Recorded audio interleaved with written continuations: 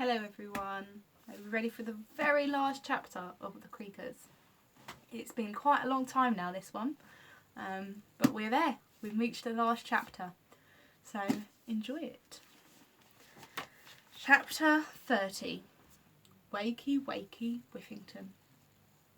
Lucy sat bolt upright. Her mind was racing, her heart was pounding. Somehow, while staring at the shadowy nothing, she had drifted off to sleep. It was still dark. Stars still twinkled overhead as she looked around the Camp Whiffington and saw that everybody had done the same. Everyone was peacefully snoozing away. Old Man Carvey was wrapped up in his fluffy dressing gown. Paige Turner had fallen asleep with her nose in a book. Annoying was snoring into a megaphone. All was peaceful. What do you reckon happened? How come everybody managed to fall asleep at the same time? Lucy sighed as she glanced down at her sleeping parents. Although her plan hadn't worked, she had succeeded in one thing, bringing her parents back. Not just back from the roller, but back together. She looked at their happy sleeping faces. Even though their eyes were tightly shut, she knew there was love in them. But that wasn't all that Lucy saw. She leaned in close for a better look at her mum and dad's eyes, and her heart leapt. In the corners were the unmistakable little crumbly drops of dozy dust. She quickly glanced around at everybody else. They all had dozy dust in their eyes too. Slowly she raised her hand up to her own face and wiped the corners of her eyes. As she lowered it, her heart began beating so hard she was sure it would wake everybody up. There, on the tips of her fingers, were little nuggets of golden dozy dust. She looked towards the whopping great bed and a huge smile crept across her face. While they were asleep, the enormous pile of Whiffington rubbish had mysteriously disappeared in the night. Just like magic, just as Lucy had planned. It worked, Lucy whispered to herself, grinning from ear to ear. And there we are, there's the huge bed. All the rubbish is gone. And who do you think those two are asleep down the bottom?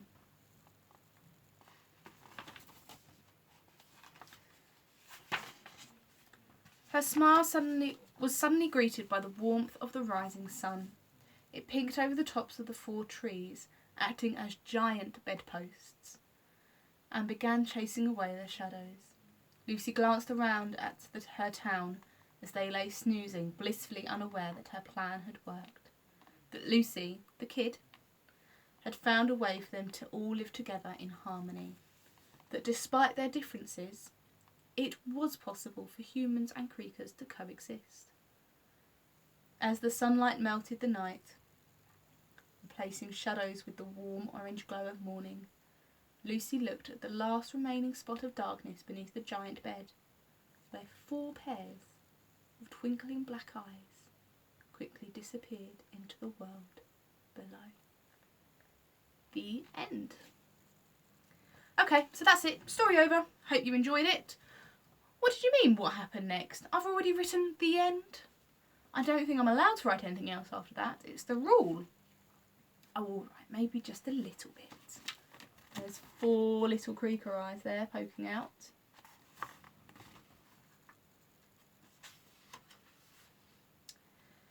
Epilogue. Tomorrow. Grunt, Guff, Scratch and Sniff creaked back into the Woleb, dragging with them bags and bags of glorious Whiffington rubbish. "Looks at all this mucky mess we got," cheered Gruff. "More than we've ever snatched before," yelled Scratch.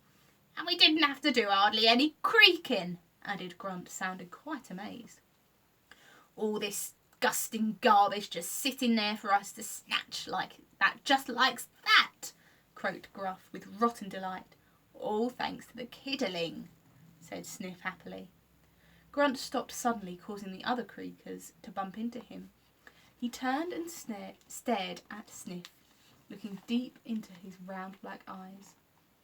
No Creaker had ever said a nice word about a kiddling before. They were so used to hiding from kiddlings in the shadows beneath their beds Sneaking into their rooms and creaking around their houses, being nice about a kidling was something new, something strange. His brain must be rotted, laughed Scratch nervously, worried that Grunt was angry at Sniff. He just needs a good slop at the tavern. No, Grunt whispered. Sniff be right. If it weren't for the kidling, this place would be all sunburned and we'd all be dusted. She saved us. He gazed with astonishment at Sniff. And Sniff saved the girl. That means Sniff saved us? Sniff kicked the ground with embarrassment, not knowing where to look. Guff and Scratch were stumped. There he is, getting all a bit shy and embarrassed.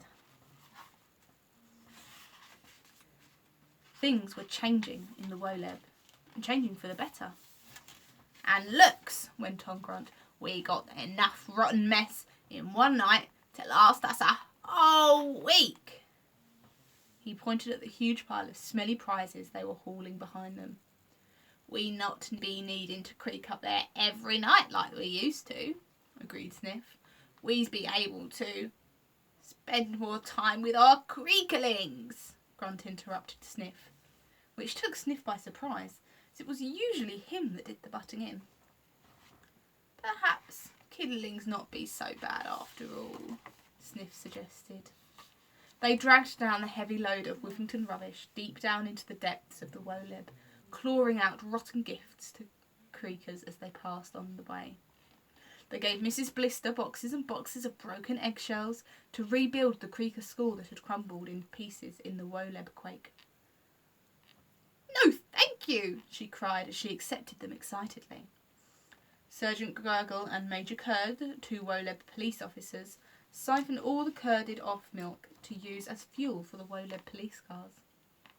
Claggy Maggot and Maggie Clog, owners of Maggot and Clog's grocery store, collected all the banana peels, mouldy vegetables and fish bones to sell in a week or so, once they'd matured a bit. Eventually, Grunt, Guff, Scratch and Sniff had delivered all the rotten delights to the hard-working Creakers of the Woleb below Whiffington, as they rebuilt their weird home. There were boos and hisses as the four Creakers passed through. It was a real hero's welcome. Grunt had been deep in thought, his mind turning something over as they creaked through the town. Suddenly he leapt on top of the heap of rot and motioned for the crowd that had gathered to quieten down. Fellow Creakers, he bellowed as the hundreds of slimy black creatures hushed and listened. We be starting a new time. We be rebuilding ourselves a new Woleb. The crowd booed in agreement. Grunt continued. And this new Woleb needs a new king. Silence fell. Grunt stood atop the pile looking powerful as a creaker could be. Grunt for king! Grunt for king! The crowd began chanting. Grunt held up his hand and silence fell again like magic. I would be honoured to be your king, he croaked, and the crowd booed in celebration. But, added Grunt. The booing was instantly replaced by confused whispers. But I think this new Woleb needs a king with new ideas. A king with a new way of thinking, Grunt boomed, staring into the eyes of his fellow Creakers. Someone who's not afraid to be different, who stands up for what he believes to be right. He turned and suddenly pointed his claw at a Creaker behind him. Someone like Sniff. Gasps erupted from the crowd as all eyes turned to the small boil-covered Creaker standing in Grunt's shadow. What do you reckon? Do you reckon he'd make a good Creaker king?